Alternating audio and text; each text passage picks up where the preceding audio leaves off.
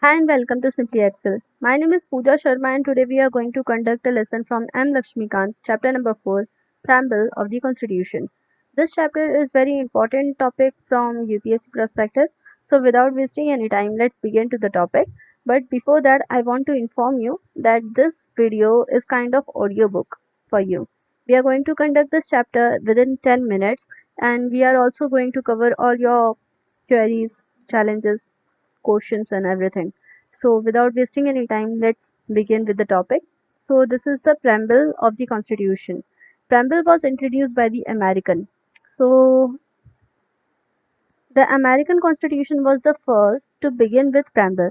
Many countries, including India, followed this practice. The term preamble refers to the introduction of preface to the Constitution. It contained the summary of essence of the Constitution. N.A. Palkiwala, an eminent jurist and constitutional expert, called the preamble as the identity card of the Constitution. The preamble of the Indian Constitution is based on the objective resolution draft and moved by Pandit Jawaharlal Nehru and adopted by the Constituent Assembly.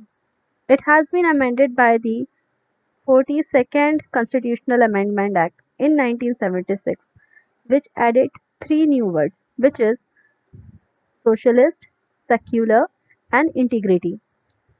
You might have read the preamble so many times.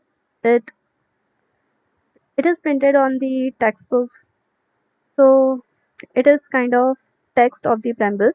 The preamble in its present from reading.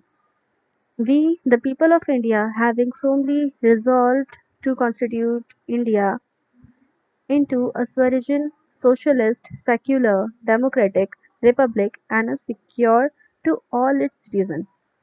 Justice, social, economic, and political, liberty of thought, expression, belief, faith, and worship, equality of status, of opportunity, and to promote among them all fraternity, assuring the dignity of the individual and the unity and integrity of the nation. In our Constitute Assembly, there is 26th day of November 1949 to hereby adopt, enact, and give to ourselves this Constitution. So basically, the ingredient of the preamble is revealed four ingredients. There are four components, which are source of authority of the Constitution. Source of authority of the Constitution. The preamble states that the Constitution derives its authority from the people of India. Nature of Indian state. It declares India to be a sovereign, socialist, secular, democratic, and republican polity. Objective of the Constitution. It specifies justice, liberty, equality, and fraternity as the objective. Date of adoption of the Constitution. It stipulates November 26th in 1949 as the date. There are certain keywords in the preamble, which is sovereign, socialist, secular, democratic, republic, justice, liberty, equality, and fraternity are explained as follows. So, with the first point, sovereign. The word sovereign implies that India is neither a dependency nor a dominion of any other nation, but an independent state. So, India is an independent state. There is no authority above it, and it is free to conduct its own affairs, both internal and external. Though in 1949 India declared the constitution of her full membership the Commonwealth of Nations and accepted the British Crown as the head of the Commonwealth, this extra-constitutional declaration does not affect India's sovereignty in any manner. Further, India's membership of the United Nations (UNO), which is United Nations Organization, is no way constitute a limitation of its sovereignty. Being a sovereign state, India can either acquire a foreign territory or cede a part of its territory in favor of foreign states. So second point is socialist. Even before the term was added by 42nd Amendment in 1976, which we have read earlier, the constitution had a socialist content in the form of certain directive principle of state policy. In other words, what was hitherto implicit in the constitution has now been made explicit. Moreover, the Congress party itself adopted a resolution to establish a co- socialist pattern of society. Socialist pattern of the society. In its Avadi session as early as in 1955 and took measure accordingly.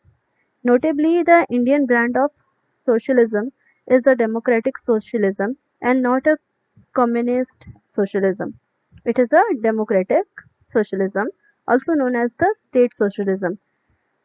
Therefore, democratic and state socialism is same thing, which involve the nationalization of all means of production and distribution and the abolition of private property.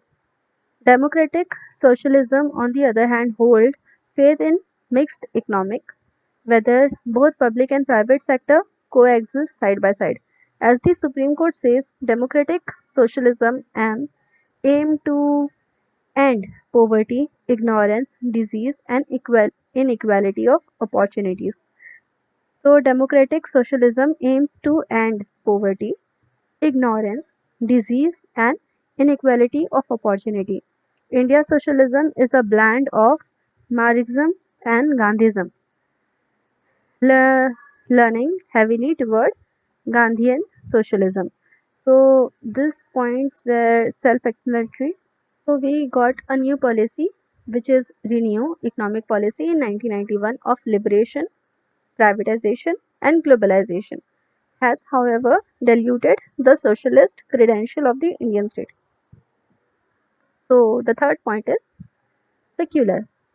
The term secular too was added by the 42nd Constitutional Amendment Act of 1976.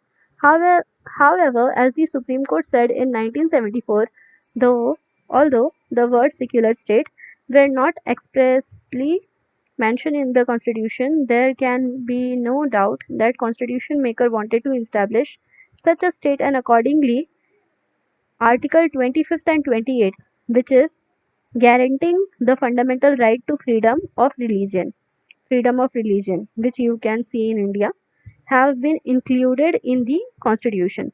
The Indian Constitution embodies the positive concept of secularism, that is, all religion in our country, irrespective of their strength, have the same status and support from the states. So, this was the third point and very important point.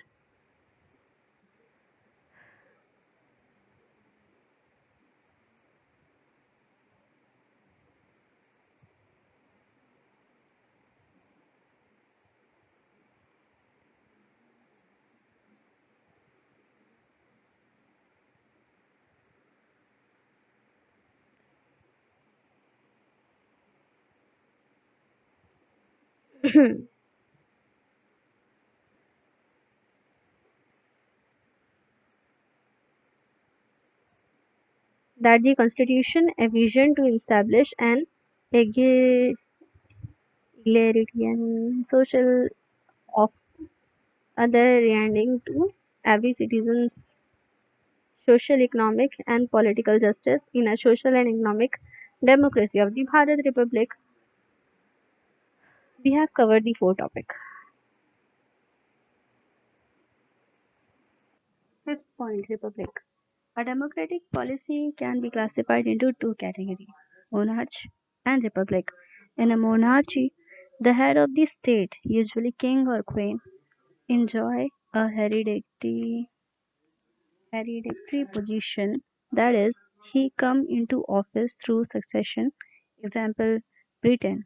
In a republic, on the other hand, the head of the state is always elected directly or indirectly for a fixed period. Example, USA. Therefore, the term republic is our preamble indicate that India has an elected head called the president.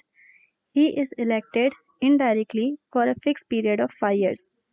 A republic also means two more things. One, vesting of political sovereignty in the people and not in a single individual like a king. Second, the absence of any privileged class and hence all